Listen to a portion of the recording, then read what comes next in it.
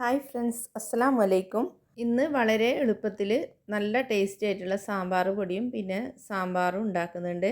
പുറത്തുനിന്ന് വാങ്ങിക്കുന്നതിനേക്കാൾ ടേസ്റ്റി ആയിട്ടുള്ള സാമ്പാർ പൊടി നമുക്ക് വീട്ടിൽ തന്നെ ഉണ്ടാക്കിയെടുക്കാൻ പറ്റും. സാമ്പാർ ഇഷ്ടമില്ലാത്തവർക്ക് ഈ ഒരു സാമ്പാർ എന്തായാലും ഇഷ്ടപ്പെടും. ഇതുവരെ കഴിച്ച സാമ്പാറിൻ്റെ കൂട്ടത്തിൽ ഈ സാമ്പാറാണ് ടേസ്റ്റ് എന്ന് നിങ്ങൾ പറയുന്നത് എനിക്ക് ഉറപ്പുണ്ട്. അത്രയ്ക്ക് ടേസ്റ്റാണ് കേട്ടോ. അപ്പോൾ വീഡിയോ കണ്ടിട്ട് എല്ലാവരും ട്രൈ ചെയ്ത് നോക്കുക. എന്നിട്ട് നിങ്ങളുടെ ഫീഡ്ബാക്ക് അറിയിക്കാൻ മറക്കരുത്. അതുപോലെ ചാനൽ സബ്സ്ക്രൈബ് ചെയ്യാത്തവരുണ്ടെങ്കിൽ സബ്സ്ക്രൈബ് ചെയ്ത് സപ്പോർട്ട് ചെയ്യണേ.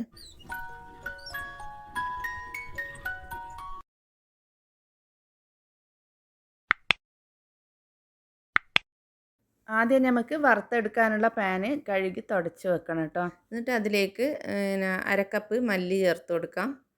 പിന്നെ 1/4 കപ്പ് തുവരപ്പരിപ്പ് ചേർത്ത് കൊടുക്കണം. പിന്നെ 2 ടേബിൾ സ്പൂണ് മസൂർ പരിപ്പ് ചേർത്ത് കൊടുക്കാം. ഇനി 2 ടേബിൾ സ്പൂണ് ഉഴുന്ന് ചേർത്ത് കൊടുക്കാം.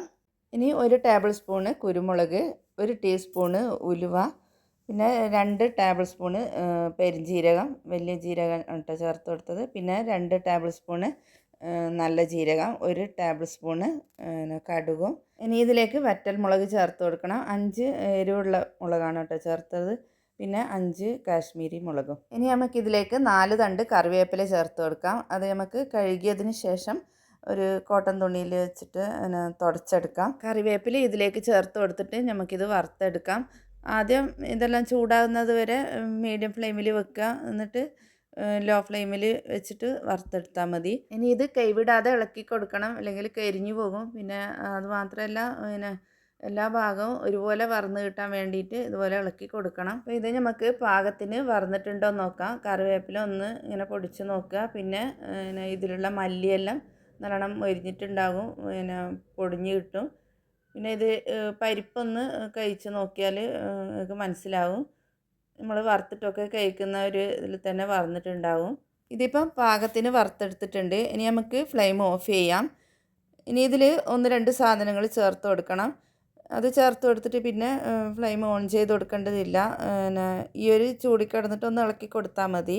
1/2 ടീസ്പൂണ് കായത്തിൻ്റെ പൊടി ചേർത്ത് കൊടുക്കാം. പിന്നെ 1 ടീസ്പൂണ് മഞ്ഞൾപ്പൊടിയും ചേർത്ത് കൊടുക്കണം. ഇനി നമുക്കിതിൻ്റെ ചൂട് നന്നായി ആറിയതിന് ശേഷം പൊടിച്ചെടുക്കാം. പിന്നെ ഇത് പൊടിച്ചെടുക്കുന്ന ജാറ് ഒന്ന് വെയിലത്ത് വെച്ചാൽ നല്ലതാണ്. അതിലൊട്ടും വെള്ളമൊന്നും ഉണ്ടാവരുത്. ഇത് ചെറിയ ജാറിൽ നിന്നാണ് ഞാൻ പൊടിച്ചത്. നല്ലോണം പൊടിഞ്ഞ് കിട്ടിയിട്ടുണ്ട്. ഇനി ഇത് നമുക്ക് വെള്ളമൊന്നും ഇല്ലാത്ത ഡ്രൈ ആയിട്ടുള്ളൊരു ജാറിലിട്ടിട്ട് ഫ്രിഡ്ജിൽ വെക്കുന്നതാണ് നല്ലത്. നമ്മളിതിൽ പരിപ്പൊക്കെ ചേർത്തിട്ട് പൊടിച്ചതല്ലേ, അപ്പോൾ കേടായി പോകാൻ സാധ്യതയുണ്ട്. ഇനി നമുക്ക് നല്ല ടേസ്റ്റി ആയിട്ടുള്ള സാമ്പാർ എങ്ങനെയാണ് ഉണ്ടാക്കുന്നതെന്ന് നോക്കാം. അതിന് വേണ്ടിയിട്ട് ഞാൻ 8 വെണ്ടക്ക എടുത്തിട്ടുണ്ട്. വലിയ വെണ്ടക്കയാണ് എടുത്തത്. പിന്നെ 3 മീഡിയം സൈസിലുള്ള ക്യാരറ്റ്, 250 ഗ്രാമിൻ്റെ ഒരു കഷ്ണം ചേന എടുത്തിട്ടുണ്ട്. പിന്നെ 3 മുരിങ്ങക്കായ എടുത്തിട്ടുണ്ട്. പിന്നെ ഒരു ചെറിയ പച്ചക്കായും, പിന്നെ ഒരു 6 ബീൻസും, പിന്നെ 2 പച്ചമുളകും, 3 മീഡിയം സൈസിലുള്ള തക്കാളിയും, 1 മീഡിയം സൈസിലുള്ള ഉള്ളി എടുത്തിട്ടുണ്ട്. പിന്നെ 3 വലിയ വെളുത്തുള്ളി എടുത്തിട്ടുണ്ട്. ചെറുതാണെങ്കിൽ 6 എടുക്കാം. ഇത്രയും പച്ചക്കറികളാണ് ഞാൻ എടുത്തിട്ടുള്ളത്. പിന്നെ നിങ്ങൾക്ക് ഇഷ്ടമുള്ള പച്ചക്കറികളൊക്കെ എടുക്കാം. സാമ്പാറിൽ ഉരുളക്കിഴങ്ങ് ചേർത്ത് കൊടുക്കേണ്ടതില്ല. ഇതെല്ലാം ഉപ്പിട്ടിട്ട് നല്ലോണം ഞാൻ കഴുകി എടുത്തിട്ടുണ്ട്. കഴുകുന്നതിന് മുമ്പ് ഞാൻ പച്ചക്കായും ചേനയും പിന്നെ അതുപോലെ മുരിങ്ങയും കട്ട് ചെയ്തെടുത്തിട്ടുണ്ട്. പിന്നെ ഉള്ളിയും തൊലി കളഞ്ഞെടുത്തതാണ്. ഇനി നമുക്ക് വേവ് കൂടുതലുള്ള പച്ചക്കറി പരിപ്പിൻ്റെ കൂടെ ചേർത്ത് ആദ്യം വേവിച്ചെടുക്കണം. ഇതിൽ വേവ് കൂടുതലുള്ള പച്ചക്കറി ചേനയും പച്ചക്കായും ക്യാരറ്റുമാണ്. അത് നമുക്ക് മാറ്റി വെക്കാം.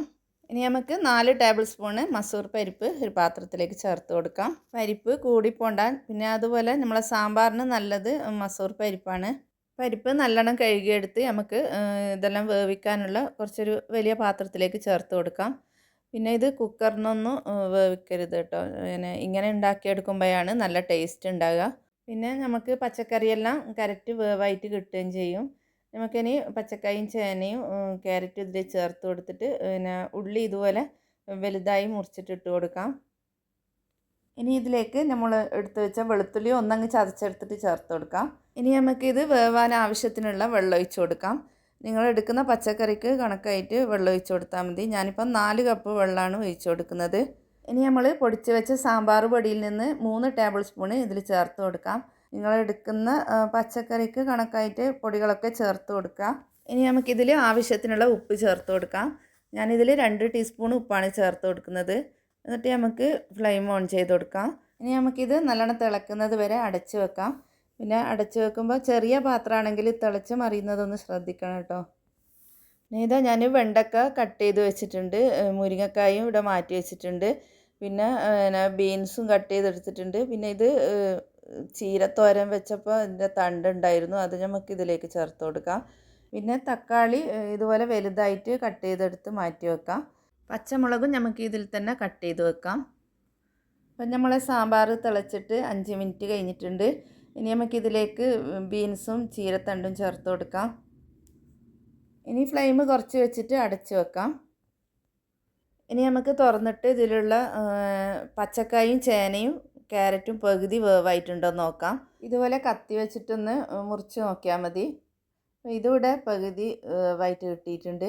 ഇനി നമുക്കിതിലേക്ക് തക്കാളിയും പച്ചമുളകും ചേർത്ത് കൊടുക്കാം. ഇപ്പം തക്കാളി ചേർത്ത് കൊടുത്തപ്പോൾ ചൂടൊന്ന് കുറഞ്ഞിട്ടുണ്ട്. അപ്പോൾ ഫ്ലെയിം ഒന്ന് കൂട്ടി വെച്ച് കൊടുക്കുക. എന്നിട്ട് നല്ലോണം തിളച്ചതിന് ശേഷം കുറച്ച് കൊടുത്താൽ മതി. ഈ തക്കാളി ഒരു 5 മിനിറ്റ് കൊണ്ട് തന്നെ വെന്ത് കിട്ടും. അത്രയും വെന്താൽ മതി നമ്മളെ സാമ്പാറിന്. ഇനി ഇതിൽ മുരിങ്ങക്കായ് ചേർത്ത് കൊടുക്കാം. മുരിങ്ങക്കായ് ചേർത്ത് കൊടുത്തിട്ടൊരു 10 മിനിറ്റ് ആകുമ്പോൾ തന്നെ അതും വെന്ത് കിട്ടും. അധികം വെന്ത് പോയാൽ കഴിക്കാനൊന്നും രസം ഉണ്ടാവില്ല. സാമ്പാറിന് അധികം വേവാണ്ടാണ് നല്ലത്. അപ്പോൾ ഇതാ ഒരു 10 മിനിറ്റ് ആകുമ്പോൾ തന്നെ നമ്മൾ മുരിങ്ങ വെന്തിട്ടുണ്ട്. ഇതുപോലെ വെന്താൽ മതി. ഇനി തേങ്ങ അരച്ചതൊക്കെ ഒഴിച്ച് തിളപ്പിക്കുമ്പോൾ കറക്റ്റ് വേവായിട്ട് കിട്ടിക്കോളും. ഇപ്പം പച്ചക്കറിയൊക്കെ കറക്റ്റ് വേവായിട്ടുണ്ട്. ഇനി നമുക്ക് ഫ്ലെയിം ഓഫ് ചെയ്യാം. ഇനി നമുക്ക് സാമ്പാറിന് തേങ്ങ വറുത്തരച്ച് ചേർത്ത് കൊടുക്കണം. അതിന് വേണ്ടിയിട്ട് ഇതാ 1/4 കപ്പ് തേങ്ങ എടുത്തിട്ടുണ്ട്. അത് ഇതുപോലെ ഒന്ന് ക്രഷ് ചെയ്തെടുത്തിട്ടുണ്ട്. ഇങ്ങനെ ക്രഷ് ചെയ്തെടുത്താൽ നമുക്ക് തേങ്ങ വേഗം വറന്ന് കിട്ടും. പിന്നെ ഇത് വലിയ തേങ്ങയുടെ അരമുറിയാണുള്ളത്. ഇനി ഒരു പാനിലേക്ക് കുറച്ച് വെളിച്ചെണ്ണ ഒഴിച്ച് കൊടുത്തിട്ട് നമ്മൾ തേങ്ങ ഇതിലേക്ക് ചേർത്ത് കൊടുക്കാം. പിന്നെ ഇതിൽ ജീരകമൊന്നും ചേർത്ത് കൊടുക്കണ്ട കേട്ടോ. നമ്മൾ സാമ്പാർ പൊടിയിൽ എല്ലാം ചേർത്തിട്ടാണ് പൊടിച്ചെടുത്തത്. അപ്പോൾ പിന്നെ ഇതിൽ അതിൻ്റെ ഒന്നും ആവശ്യമില്ല. ജീരകവും കറിവേപ്പിലയൊന്നും ചേർത്ത് കൊടുക്കണ്ട. ഒരു രണ്ടോ മൂന്നോ ചെറിയുള്ളി ചേർത്ത് കൊടുത്താൽ മതി. അത് ചെറിയ കഷ്ണങ്ങളാക്കിയിട്ട് ചേർത്ത് കൊടുക്കുക. എന്നിട്ട് നമുക്ക് മീഡിയം ഫ്ലെയിമിൽ ഇട്ടിട്ട് വറുക്കുകയാണെങ്കിൽ ഇതുപോലെ കൈവിടാതെ ഇളക്കി കൊടുക്കണം. എന്നിട്ട് ഇതുപോലെ വറന്ന് കിട്ടിയാൽ പിന്നെ ലോ ഫ്ലെയിമിൽ വെച്ചിട്ട് വറുത്തെടുത്താൽ മതി. തേങ്ങ കരിഞ്ഞു പോകാതെ നല്ലോണം വറുത്തെടുക്കണം കേട്ടോ. അപ്പോഴാണ് നമ്മളെ സാമ്പാർ നല്ല ടേസ്റ്റ് ഉണ്ടാകുക. ഇതിപ്പോൾ ഇവിടെ വറന്ന് കിട്ടിയിട്ടുണ്ട്. ഇനി നമുക്ക് ഇതിലേക്ക് 1 ടേബിൾ സ്പൂണ് മല്ലിപ്പൊടി ചേർത്ത് കൊടുക്കാം. പിന്നെ ഒരു 1/4 ടീസ്പൂണ് മഞ്ഞൾപ്പൊടിയും ഇനി ഒരു 1/2 ടീസ്പൂണ് മുളക് പൊടിയും ചേർത്ത് കൊടുത്തിട്ട് ഇളക്കി കൊടുക്കാം. മല്ലി വറുക്കുമ്പോൾ ഉണ്ടാകുന്ന നല്ലൊരു സ്മെല്ലില്ല, അതുവരെ ഒന്ന് വറുത്തെടുത്താൽ മതി. എന്നിട്ട് ഫ്ലെയിം ഓഫ് ചെയ്തിട്ട് നല്ലോണം ചൂടാറിയതിന് ശേഷം ഒന്ന് പൊടിച്ചെടുക്കുക, വെള്ളമൊന്നും ഒഴിക്കാതെ. പൊടിച്ചെടുത്ത തേങ്ങയിലേക്ക് 1 കപ്പ് വെള്ളം ചേർത്ത് നല്ലോണം അരച്ചെടുത്തിട്ട് നമുക്കിതിവിടെ മാറ്റി വെക്കാം. ഇനി നമ്മളെ സാമ്പാറിന് പുളി ഒഴിച്ച് കൊടുക്കാൻ വേണ്ടിയിട്ട് ഒരു ചെറുനാരങ്ങ വലിപ്പത്തിലുള്ള പുളി എടുത്തിട്ടുണ്ട്. നമ്മളെ തേങ്ങ വറുത്തരച്ചത് നമുക്കിതിലേക്ക് ഒഴിച്ച് കൊടുക്കാം. അരച്ച ജാറിലേക്ക് ഒരു 1/2 കപ്പ് വെള്ളം കൂടി ചേർത്ത് ഒന്ന് കഴുകിയിട്ട് ഇതിലേക്ക് ഒഴിച്ച് കൊടുത്തിട്ടുണ്ട്. നിങ്ങൾക്ക് എത്ര ലൂസ് വേണോ അത്ര ലൂസാക്കി എടുക്കാം.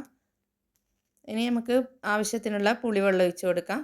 പുളിവെള്ളം കൂടി പോണ്ട, ആവശ്യത്തിനുള്ളത് ഒഴിച്ച് കൊടുത്താൽ മതി. ടേസ്റ്റ് ചെയ്ത് നോക്കിയിട്ട് ഈ ഒരു സമയത്ത് ഉപ്പും പുളിയൊക്കെ പാകത്തിനുണ്ടോ നോക്കാം. അപ്പോൾ ഉപ്പും പുളിയൊക്കെ പാകത്തിനുണ്ട്. ഇനി ഇതൊന്ന് തിളച്ചതിന് ശേഷം ഫ്ലെയിം ഓഫ് ചെയ്യാം.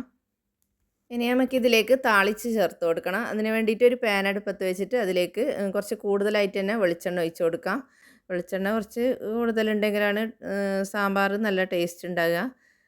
1 ടീസ്പൂണ് കടുക് ചേർത്ത് കൊടുത്തിട്ടുണ്ട്. പിന്നെ 2-3 വറ്റൽമുളകും കറിവേപ്പിലയും ഒക്കെ ചേർത്ത് ഇതൊന്നും മൊരിഞ്ഞ് വന്നാൽ നമ്മൾ കട്ട് ചെയ്ത് വെച്ച വെണ്ടക്ക ഇതിലേക്ക് ചേർത്ത് കൊടുത്തിട്ട് വഴറ്റിയെടുക്കാം. ഒരു 2 മിനിറ്റ് വഴറ്റിയെടുത്താൽ മതി. എന്നിട്ട് നമ്മൾ സാമ്പാറിലേക്ക് ചേർത്ത് കൊടുത്തിട്ട് ഒരു 5 മിനിറ്റ് തിളപ്പിച്ചെടുത്താൽ കറക്റ്റ് വേവായിട്ട് കിട്ടും. അപ്പം ഞാൻ ഫോട്ടോ എടുക്കാൻ വേണ്ടിയിട്ട് ഈ ഒരു പാത്രത്തിൽ തന്നെയാണ് കേട്ടോ ഒഴിച്ച് കൊടുത്തത്. അപ്പോൾ ഇതിൽ ഫുള്ളായി പോയിട്ടുണ്ട്. ഞാൻ ഫ്ലെയിം കുറച്ച് വെച്ചിട്ട് ഒരു 5 മിനിറ്റ് വെണ്ടക്ക വേവിച്ചെടുക്കുന്നുണ്ട്. പിന്നെ ഈ ഒരു സമയത്ത് കുറച്ച് കറിവേപ്പിലയും കൂടി ചേർത്ത് കൊടുത്താൽ നല്ല ടേസ്റ്റ് ഉണ്ടാകും. ഈ ഒരു സാമ്പാർ അടിപൊളി ടേസ്റ്റാണ് കേട്ടോ. എല്ലാവരും ട്രൈ ചെയ്ത് നോക്കുക. എന്നിട്ട് നിങ്ങളുടെ ഫീഡ്ബാക്ക് അറിയിക്കാൻ മറക്കരുത്. അപ്പോൾ ഇൻഷാ അല്ലാഹ് അടുത്ത നല്ലൊരു വീഡിയോ ആയിട്ട് വീണ്ടും കാണാം. താങ്ക്